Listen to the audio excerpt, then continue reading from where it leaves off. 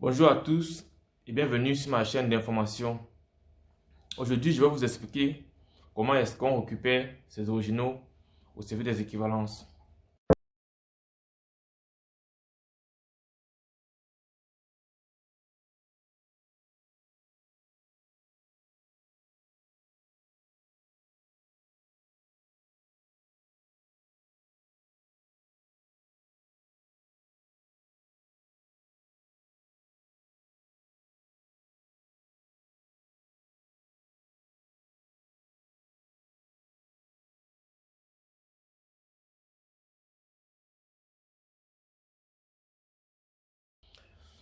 Après avoir fait votre demande d'équivalence, il faut savoir que si vous ne faites pas une demande de restitution, vos documents ne vous seront jamais restitués.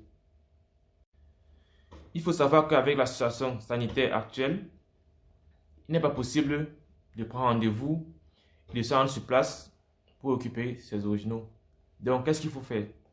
Si tu as toi-même envoyé ton équivalence, ta demande d'équivalence depuis ton pays pour le service d'équivalence à Bruxelles, il va falloir écrire une lettre de restitution et envoyer par la poste depuis ton pays et marquer sur ta lettre l'adresse sur laquelle le service d'équivalence va devoir te renvoyer tes originaux.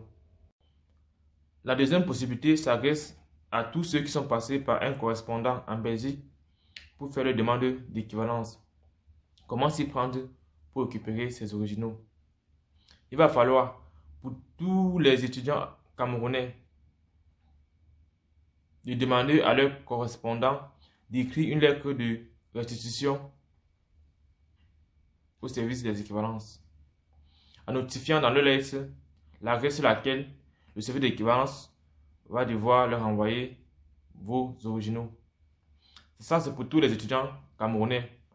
Parce que pendant leur demande d'équivalence, ils ont pu remplir le document intitulé la procuration. Ça c'est pour tous les étudiants camerounais. Et pour ce qui est des étudiants d'autres pays à part le Cameroun, il va falloir que l'étudiant, depuis là-bas en Afrique, écrive une lettre de procuration qu'il doit signer et envoyer à son correspondant en Belgique. Son correspondant en Belgique doit écrire une lettre de restitution et une copie de sa pièce d'identité qu'il doit combiner les trois et envoyer au service des équivalences. Et quelques jours plus tard, il aura vos originaux. Donc, en résumé, pour les étudiants camerounais, votre correspondant en Belgique écrit une lettre de restitution accompagnée d'une copie de sa pièce d'identité qu'il envoie au service des équivalences.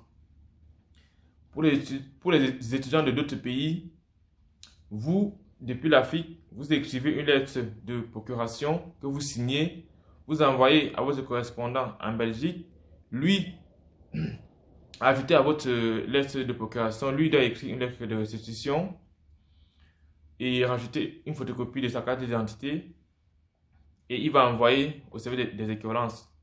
Et quelques temps plus tard, vous aurez vos originaux. Donc voilà comment ça se passe pour récupérer ces originaux en ce moment. En conclusion, ne vous attardez pas trop à faire votre demande de restitution de vos originaux. Car comme je vous ai dit, si vous ne le faites pas, vos documents resteront au service des équivalences. Et aussi, vous ne pourrez pas normalement bien avancer dans la procédure pour venir étudier en Belgique. Vous serez bloqué pendant votre demande de visa.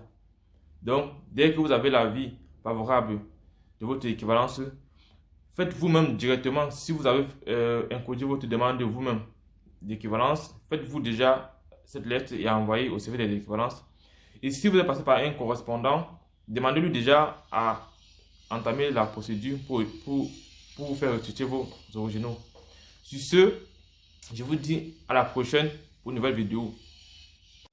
Bonjour à tous et bienvenue sur ma chaîne d'information. Aujourd'hui, je vais vous expliquer comment est-ce qu'on récupère ces originaux au service des équivalences.